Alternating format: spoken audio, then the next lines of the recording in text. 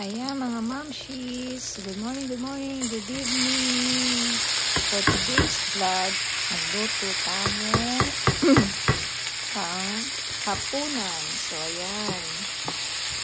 So, pang paulitin mo ba, syempre, mamshilyo, mabilisan mo yung sa uniform, ang kamalan para makapagluto kapang hapunan. So ngayon, naisip ko, ayan, prito ko ng galunggong, tapos may gisa ko kamatis, sibuyas, at bawang.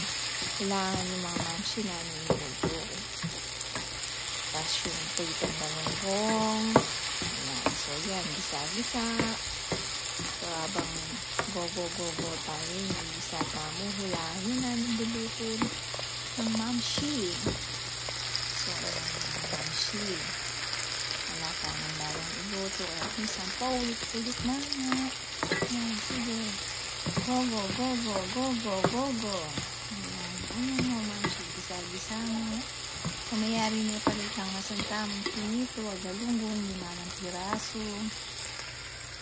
Ito, 6:37 p.m. na kaya kami mga mamsi. Kaya mamalagwa ko na luto, mabilisan luto. So, ayan. Yun na rin yan. Ayan, mabatihan po nila adwang ibon. So, bago yun na siguro, may ka-idea na kayo na nung iluto ko. So, ayan, kukapon danom. Hindi nang king danom itang gigisa akong kamatis, sibuyas sa pumawang. So, nagyaran yung danom. Marami mambot siya agad itang ang kamatis.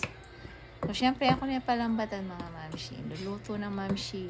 Sarsyadong asan. Sarsyadong galunggong. Which is paborito na yung asawa ko yan.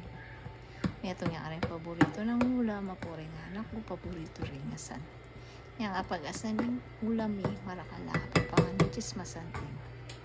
Ring anak ko, niyasanay lang mga nasan, tuyo.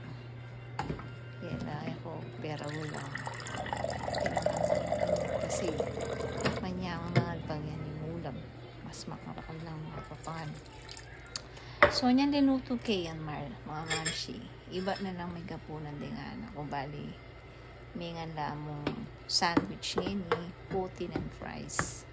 Yung pengan da por. Pero hapunan. Siguro maranap na lang. Kanay pengan da. Nuli ko pala.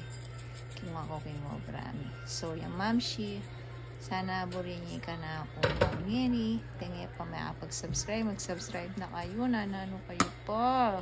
Please. Okay, God bless you all.